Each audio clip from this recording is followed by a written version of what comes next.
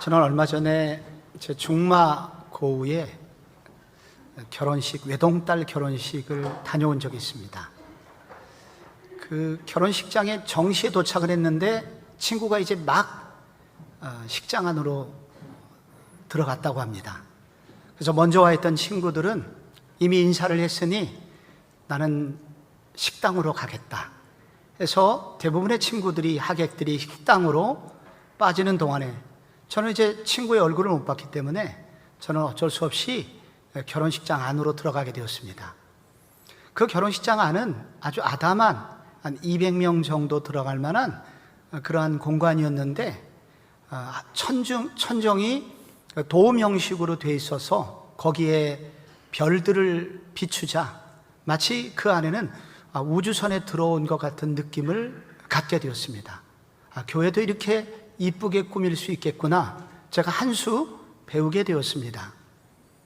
그 다음이 좀 저한테 큰 기억에 남을 건데, 그 주례자가 참 유명한 분이었습니다. 소설가 김훈이라고 이 칼의 노래를 쓰시고 현의 노래, 여러 유명한 이 시대의 최고의 소설가 아니겠습니까? 그래서 저는 주례사를 어떻게 하는지, 목사하고는 어떻게 다르게 하는지 유심히 듣게 되었습니다. 로미오와 줄리엣 이야기를 하셨고, 그리고 결혼이라는 것은 불과 화약과 같으니 조심해서 다뤄야 되고, 그것을 지속 가능한 상태로 만들려면 연민이 필요하다는 주례사였었습니다. 대부분의 젊은이들이 아주 열심히 듣더라고요. 그 주례사 중에 신랑 소개를 잠깐 했는데, 이 신랑은 태권도 공인 사단으로서 3m 상공에 날라 송판을 격파할 수 있는 실력자라고 소개를 해주자 좌중들이 아주 큰 박수로 환호를 하였습니다. 저는 그 예식을 마치고 이제 그 신랑과 신부에게 인사하면서, 저는 아빠의 친구인데 저기서 목회를 하고 있는 목사라고, 오늘 결혼식이 참 감동적이었고 축복받는 인생이 되라고 인사를 하고 돌아오게 되었습니다. 그날 결혼식을 돌아오면서 두 종류의 그 결혼식 참석자들이 있었음을 저는 알게 되었습니다. 대부분의 친구들, 제 친구들은 어떤 참석자들이었냐면, 오늘 밥이 맛있었다와 밥이 맛없었다는 얘기를 주로 하면서 돌아오는 친구들이었고, 그러나 소수는 저처럼 그 결혼식의 주인공인 신랑 신부가 누구인 줄 알고 그들을 향하여 어떤 축복된 메시지가 선포됐는지를 아는 그런 두 부류였습니다. 저는 그 생각을 하면서 우리 교회 예배를 생각하게 되었습니다. 우리 교회 주일날 예배를 드리러 오는 성도들도 두 부류가 있을 것이 아닌가. 예배 끝나고 오늘 목사님 헤어스타일이 어땠고, 찬양대는 어땠고, 식당의 국수가 불었느니 안 불었느니, 주차시설이 어떻다는 등등의 이야기를 하고 가는 분도 계시겠고, 그러나 오늘 예배의 진정한 주인공 되신 하나님을 만났고, 그것도 인격적으로 만나서 오늘 내 삶이 참 행복하다 하면서 돌아가는 분도 있지 않겠는가? 여러분의 주일 예배는 어떠십니까? 여러분의 주일 예배는 인격적인 하나님을 만나는 예배입니까? 아니면 예식을 참여하기는 하지만은 그냥 식당에서 밥을 먹고 갔던 제 친구들과 같은 그런 예배자들이십니까? 우리가 지금 성막이라는 것을 묵상하고 있습니다. 출애굽한 이스라엘 백성들에게 하나님은 시내산 앞에 잠깐 머물게 하시고 성막에 관한 설계도를 알려주시면서 거룩한 천막, 성막을 건축하라고 하나님이 요구하셨습니다. 성막의 마당에는 번제단이 있고 통과하면 물두멍이 있습니다. 번제단에서 죄를 해결받았다는 것은 오늘날 구원받았다는 것입니다. 물두멍에서 손을 씻었다는 것은 우리의 날마다의 삶을 거룩하게 산다는 의미가 있습니다. 그런데 이것이 끝난 다음에 바로 이 성막의 진짜 구조물인 성막이 나옵니다. 앞에 3분의 22평의 성막은 앞에 3분의 2가 성소로 되어 있고 3분의 1은 지성소로 되어 있습니다. 이 성소 안에는 떡상이 있고, 그리고 금촛대가 있고 분향단이 있습니다. 오늘 성경은 이 번제단과 물두멍을 지나간 이 제사장에게 성소로 들어가서 금촛대를 밝히라고 그렇게 요구하시는 내용입니다. 왜 그럴까요? 우리가 십자가 예수의 은혜로 구원받았으면, 하나님의 자녀가 됐으면 그걸로 충분한 거 아닙니까? 그리고 적당히 죄를 씻고 하나님과 교제하는 정도면 충분한 거 아닙니까? 근데 하나님께서는 왜 그걸로 끝나지 않고 성소로 들어가라고 하시는 것일까요? 거기서 왜 금등대의 빛을 비추라고 하시는 것일까요? 우리의 신앙생활은 구원받는 것으로 끝나서는 안 되기 때문입니다. 우리의 신앙생활은 구원받은 것, 바로 그것은 시작일 뿐이고, 그것으로부터 시작하여 또 다른 하나님의, 우리를 향한 하나님의 뜻을 이루라고 우리를 불러주신 것이기 때문입니다. 그래서 이게 성막들에 있는 거하고 성막들 다음에 있는 성소로 들어가서 신앙생활을 하는 것은 영적인 성장을 의미합니다. 영적인 발돋움, 한 단계 도약하는 것을 의미합니다. 그래서 오늘 우리가 읽은 본문에는 이 성소 안에 있는 이 금등대의 구조물을 자세히 설명해 주심으로써 우리의 신앙이 성막들로 끝나지 않고, 예수 믿어서 나 구원받았다 하는 것으로 끝나지 않고, 그 이후에 더 풍성한 신앙생활을 할 수 있도록 우리의 신앙을 이렇게 한 단계 성장의 세계로 초청하고 있는 내용인 것입니다. 오늘 금등대를 통해서 우리에게, 성도들에게 신앙의 성장, 예배의 더 깊은 세계 속으로 들어가기 원하시는 하나님의 소원이 여기 들어있는 것입니다. 영적 성장을 이루려면 그럼 무엇을 해야 될까요? 먼저 우리는 사명의 빛을 발견해야 합니다. 성막은 널빤으로 정교하게 짜여져 있습니다. 그래서 그 구조물이 매우 튼튼합니다. 그리고 네 겹의 덮개로 둘러싸여 있습니다. 그리고 그 성막의 특징은 창문이 없습니다. 그래서 빛이 들어올 곳이 전혀 없는 곳입니다. 그래서 성소로 들어가게 되면은 우선 이곳은 깜깜해야 정상입니다. 그런데 이곳에 들어가는 제사장은, 우선 이 제사장과 일반 백성의 차이는, 성막들까지는 일반 백성들과 함께 들어올 수 있지만 이 성소 안으로만은 제사장밖에 들어갈 수가 없습니다. 그래서 이 제사장이 성소 안으로 들어가면 깜짝 놀라게 됩니다. 그것이 대낮처럼 밝기 때문입니다. 그것은 바로 이 성소에 있는 등잔대로부터 나오는 불빛이 바로 휘황찬란하게 비추고 있기 때문입니다. 오늘 여러분 성경에 기록되어 있는, 여러분이 읽으신 부분을 막 읽으면 검은 건 글씨고 흰 건 종이에 불과합니다. 그런데 이것을 꼼꼼히 살펴보면 이 금 등잔대를 어떻게 만들려고 했는지 그렇게 자세히 소개를 하고 있습니다. 31절에 보면, 너는 순금으로 등잔대를 쳐 만들되 그 밑판과 줄기와 잔과 꽃받침과 꽃을 한 덩어리로 연결하고 가지 6을 등잔대 곁에서 나오게 하되, 다른 3가지는 이쪽으로 나오고 다른 3가지는 저쪽으로 나오게 하며. 마치 이 등잔대를 식물의 한 모양으로 만들라고 말씀하고 있습니다. 가운데 줄기가 있고 줄기를 기준으로 좌우로 각각 3개의 또 다른 줄기를 만들고, 그리고 줄기의 마지막 부분에는 꽃받침을 만들고, 그리고 꽃받침 위에 바로 거기에 등잔을 만들어라. 그리고 올리브 기름을 넣어서 이 등잔에 있는 빛을 계속 꺼지지 않게 해라 하는 내용이 이 바로 금 등잔대의 바로 구조물인 것입니다. 그래서 여기 7개의 등잔으로부터 나오는 그 환한 빛이 나오게 되고, 그리고 또 36절에 보면 그 꽃받침과 가지를 줄기와 연결하여 전부를 순금으로 만들어라. 그래서 그 등잔대로부터 나오는 그 빛이 순금 줄기들에게 반사가 되면서 15평 남짓한 성소를 환하게 비추게 됩니다. 이 크기가 얼마나 되나? 출애굽기 37장에 다시 한번 이 부분이 언급되는데, 등잔대와 모든 기구는 순금 1달란트로 만들었더라. 금속 연구가들에 따르면 1달란트로 이와 같은 문양의 이런 등잔대를 만들면 적게는 80cm에서 길게는 120cm까지 만들 수 있다고 합니다. 평균 1m 정도의 커다란 금촛대로부터, 이 금등대로부터 나오는 이 또 반사된, 금을 반사한 이 빛이 바로 성막을 가득 아름답게 비추게 됩니다.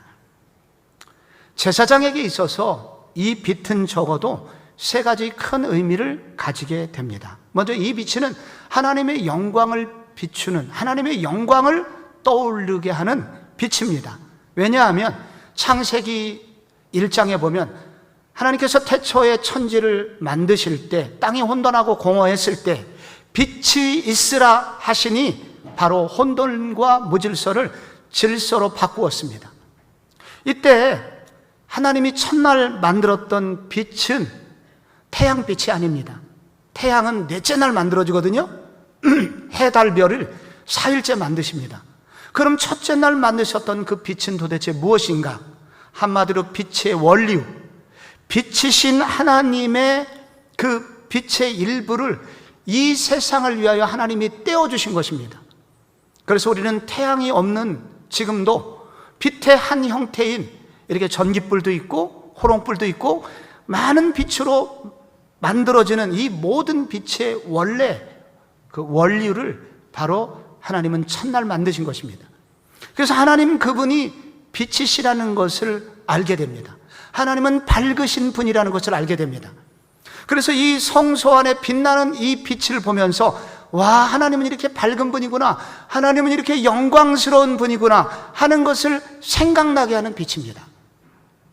그렇기 때문에 둘째로 이 빛은 인간의 죄악됨과 부족한 부분을 들추어내시는 빛이기도 합니다. 그래서 이 빛 앞에서 우리의 죄가 낱낱이 드러날 수 있다는 것도 설명합니다. 그러나 또한 이 빛은 세 번째로 사명의 빛입니다. 왜냐하면 이 등잔대의 빛이 없다면 제사장은 결코 사명을 감당할 수 없습니다. 제사장이 그 성소에 들어가서 역할을 해야 되는데 제사장이 할 수 있는 일이 없습니다. 그러나 이 등잔대로부터 나오는 이 빛 때문에 제사장은 그가 가지고 있는 사명을 넉넉히 감당할 수 있기 때문입니다. 성경은 신약 백성인 우리 모두를 향하여 너희는 누구누구다 라고 명확히 설명해 준 구절이 있습니다. 여러분, 우리는 누구일까요?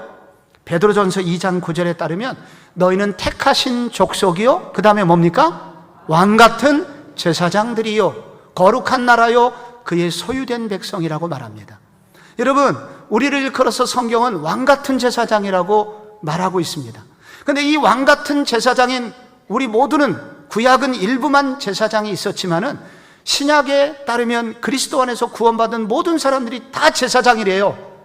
그런데 이와 같은 제사장이 할 일, 사명이 있다고 말합니다. 마태복음 5장 14절이죠. 너희는 세상의 빛이라. 이같이 너희 빛이 사람에게 비치게 하여 그들로 너희 착한 행실을 보고 하늘에 계신 너희 아버지께 영광을 돌리게 하라. 제사장인 우리가 해야 될, 감당해야 될 사명은 하나님의 영광을 이 세상에 알려주는 일입니다. 무엇을 통하여? 착한 행실을 통하여. 문제는 우리가 착한 행실을 살 수 없다는 것입니다. 우리에게는 그렇게 행할 수 있는 능력이 부족해요. 그래서 우리가 할 일이 있습니다. 이런 사명을 감당하려면 어떻게 될까? 이게 우리의 사명이지만 감당할 힘이 없구나. 어떻게 해야 되나? 바로 빛이신 그분의 빛의 은혜를 날마다 머금어야 된다는 것입니다. 우리가 빛을 많이 먹으면, 우리가 사람이 술을 많이 마시면 술 냄새가 납니다. 마찬가지로 우리가 빛이신 그리스도를 만나고 빛이신 하나님을 깊이 만나고 많이 만나게 되면 우리 속에 빛이 머금게 됩니다. 빛을 머금고 우리 속에 이 비추어진 주님의 은혜의 빛을 많이 체험함으로써 이 은혜를 가지고, 착한 행실을 가지고 이 세상에서 제사장의 사명을 감당할 수 있다고 말씀하고 있는 것입니다. 사도 바울을 보십시오. 그의 인생은 그는 종교적인 삶을 살았습니다. 열심히 살았습니다. 문제는 방향이 잘못돼서 그는 예수 믿는 사람들을 그날도 잡아서 죽이든지 감옥 보내든지 하려고 씩씩거리면서 그는 다메섹을 향하여 가고 있었습니다. 그런데 성경에 따르면 호련히 강하고 밝은 빛이 그를 가로막았습니다. 그래서 하늘로부터 그를 비추게 됩니다. 그리고 음성이 들리죠. 사울아 사울아 네가 어찌하여 나를 핍박하느냐. 그래서 그 순간 눈이 멀게 됩니다. 얼마나 밝은지. 그래서 이제 3일 동안 눈이 멀게 되고, 그래서 아나니아라는 선지자를 만나게 됩니다. 그때 선지자를 통하여 하나님의 음성이 들려지게 되니 그게 사도행전 9장 15절입니다. 이 사람은 내 이름을 위하여 이방에 전하기 위하여 택한 나의 그릇이라. 그래서 그날 바로 사도 바울은 그날 사도로 부름을 받습니다. 바로 그날 거기서 바울은 그의 인생의 사명을 발견하게 됩니다.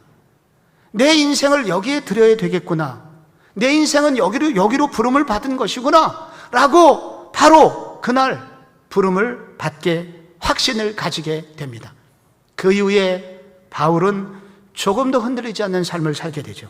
사도행전 20장에 따르면 그가 이렇게 고백합니다. 오직 성령이 각성해서 내게 증언하여 결박과 환난이 나를 기다린다 하시나 내가 달려갈 길과 주 예수께 받은 사명 곧 하나님의 은혜의 복음을 증언하는 일을 마치려 하면은 나의 생명을 조금 더 귀한 것으로 여기지 아니하느니라.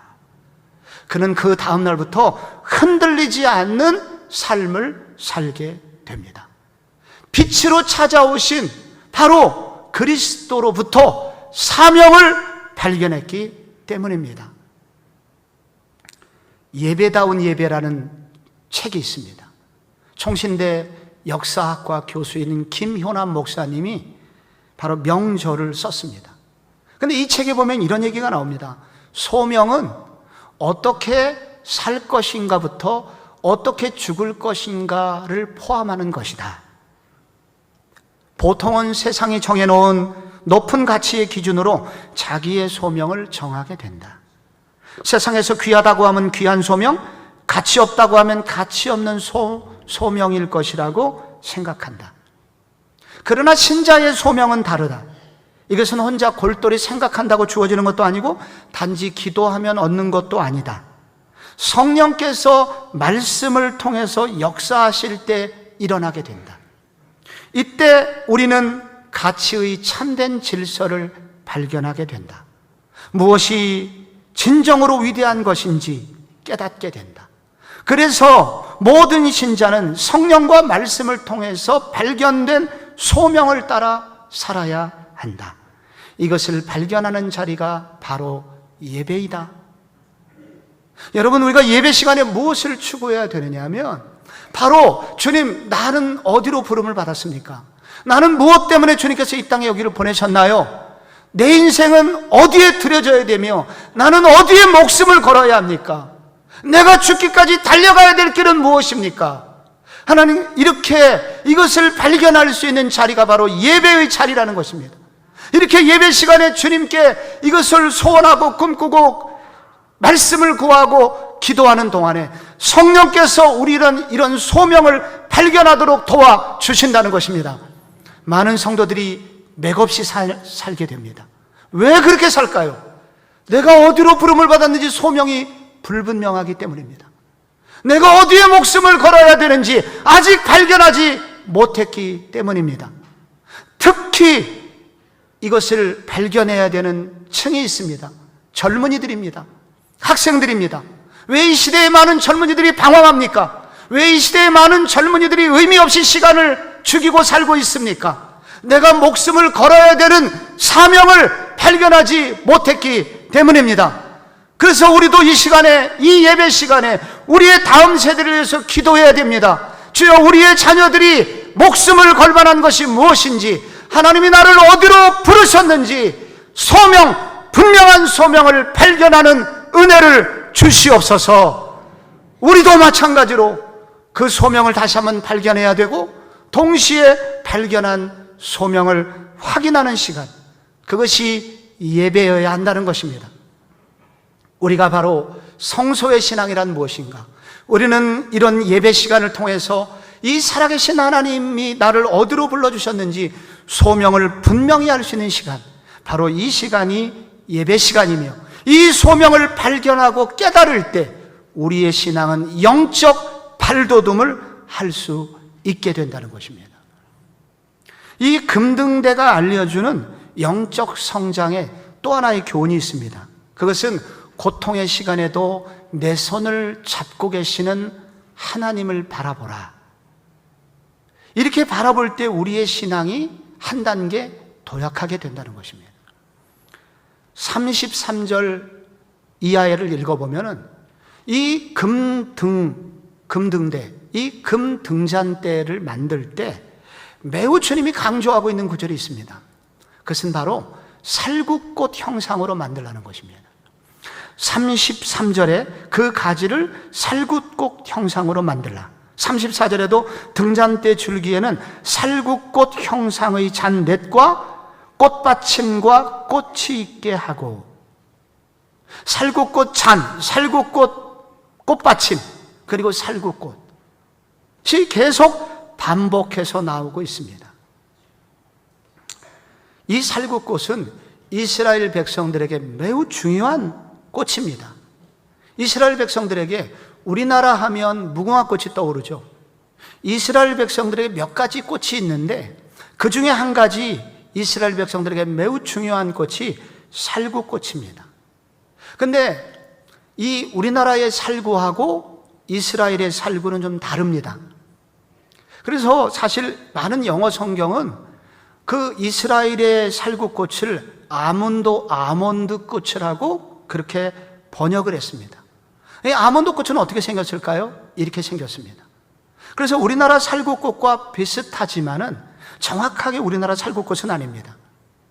이스라엘의 이 아몬드 꽃은 겨울이 지나고 가장 먼저 피는 꽃입니다. 우리나라 매화처럼. 그래서 강인한 생명력을 상징하는 꽃이 살구꽃입니다. 근데 이 살구꽃이라는 히브리어로 샤카드라는 단어인데, 이 단어가 경계하다, 잠들지 않다, 밤샘하다는 뜻을 가지고 있습니다. 그래서 이 단어가 고스란히 살구꽃이라는 단어가 된 것입니다. 그래서 이 단어를 일컬어서 만들어진 시편이 121편 1절로 8절입니다. 내가 산을 향하여 눈을 들리라, 나의 도움이 어디서 올까 하면서 이 구절의 끝부분에 이스라엘을 지키시는 자는 졸지도 아니하시고 주무시지도 아니하시도다. 그래서 바로 이 살구꽃은 계속해서 우리를 지켜주고 계시는 하나님을 떠올리게 하는 꽃입니다. 그래서 이스라엘 백성들, 즉 유대인들은 오늘날도 보면은 이 살구꽃 문양, 이거를 메노라라고 하는데, 메노라라는 문양을 하고 다니는데 바로 그것이 바로 살구꽃으로부터 나오게 된 것입니다. 선지자 예레미야가 부름을 받았을 때 여러분 여기에 같은 얘기가 나옵니다. 예레미야 1장 11절 볼까요? 예레미야야, 내가 무엇을 보느냐? 살구나무 가지를 보나이다. 네가 잘 보았도다. 내가 내 말을 지켜 그대로 이루려 함이라 하시니라. 예레미야 시대는 어떤 시대인가요? 곧 전쟁이 일어날 상황입니다. 나라가 망하게 됩니다. 바벨론이 쳐들어와서 이제 모든 나라는 망하게 되고, 그리고 이스라엘 백성들은 포로로 끌려가게 될 것입니다. 그런데 바로 그 위험한 시기, 위기의 시간, 이제 나라가 망하게 된 그 시기 벌벌 떨고 있는데 하나님이 예레미야를 부르신 것입니다. 어쩌자고 이 어린 예레미야를 불렀을까요? 그때. 그런데 바로 그때 무엇을 보여주십니까? 살구나무 가지를 보여주십니다. 이게 무슨 뜻이겠습니까? 예레미야야, 너는 약해도, 세상은 아무리 어둡고 악해도 나는 밤새도록 지키는 살구나무처럼 너를 지켜줄 거야. 그리고 이 나라를 향한 나의 뜻을 결국 이루게 될 거야. 그러니 예레미야야, 너는 두려워하지 말고 내가 너에게 준 말을 외쳐라.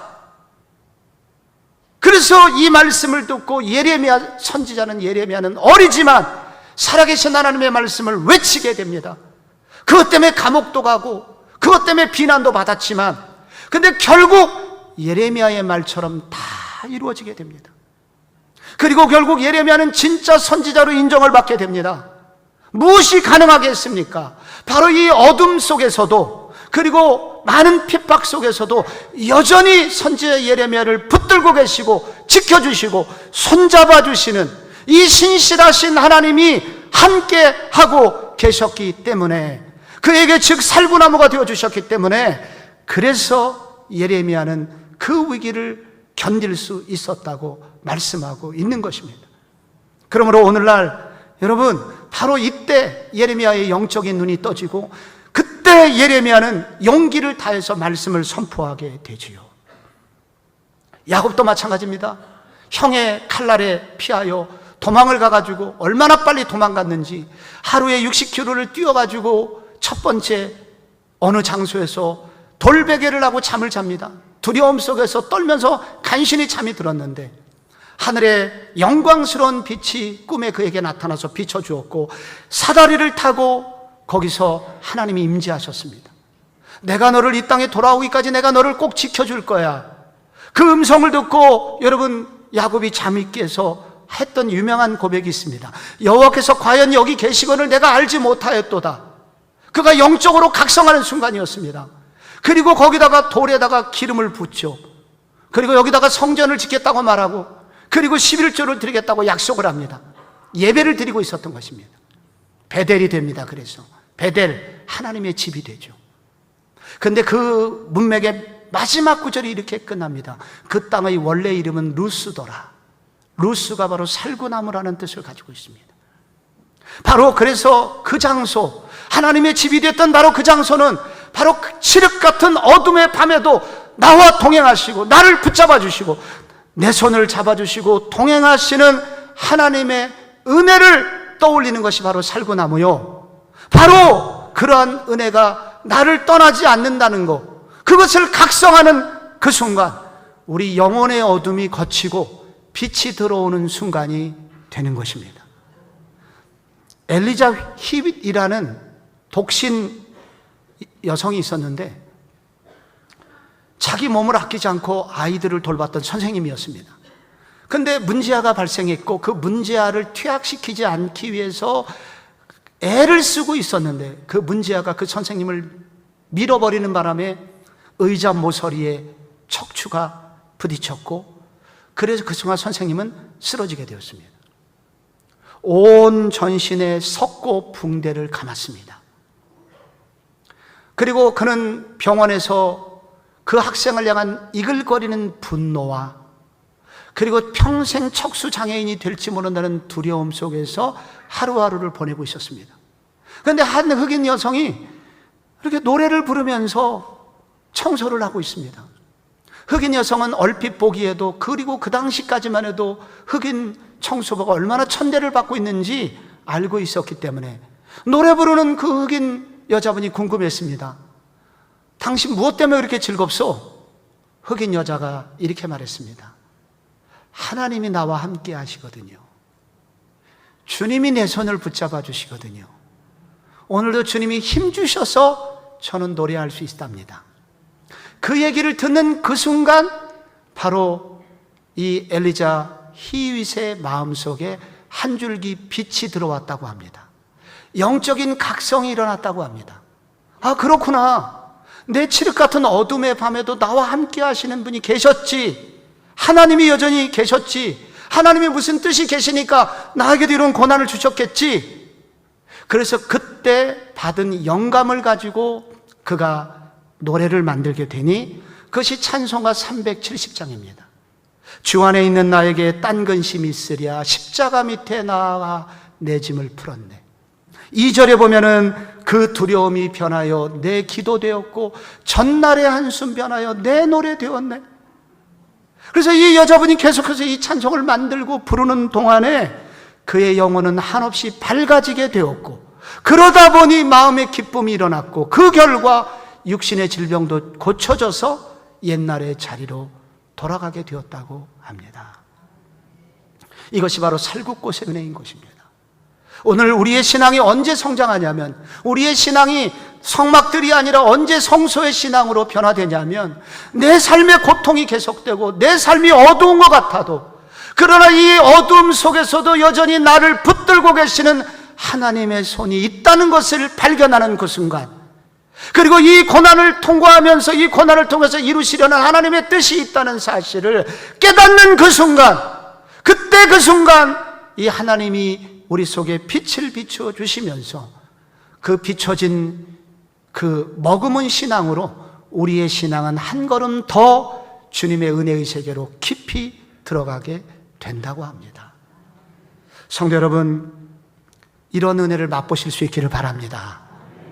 오늘 성경은 마지막으로 한 가지 더 이야기합니다. 우리는 어떻게 우리가 신앙의 성장을 이루기 위해서 이렇게 이 금 등잔대를 통해서 우리에게 도전하시는 교훈은 무엇인가? 그것은 억울할 때 내 편이 되어주시는 하나님을 찾으라는 것입니다. 하나님을 구하라는 것입니다. 이제 광야길을 가던 모세에게 얼마 후에 너무 가슴 아픈 일이 생깁니다. 바로 모세의 사촌격에 해당하는 고라 자손이 있습니다. 그 고라가 250명의 야당 위원들을 모집을 해가지고 이 모세를 괴롭히기 시작합니다. 하나님이 너에게만 리더십을 줬냐? 왜 너 혼자 지금 독단적으로 결정하고 행동하냐? 하면서 고라와 250명의 무리가 이 모세를 대항하고 나섰습니다. 결국 어떻게 됐습니까? 지진이 일어났고, 그래서 바로 250명 고라 일당은 모두 다 그 지진과 불로 멸망하게 되지요.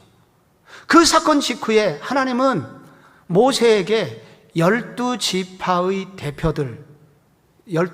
대표들의 지팡이를 한 곳으로 모으라고 했습니다.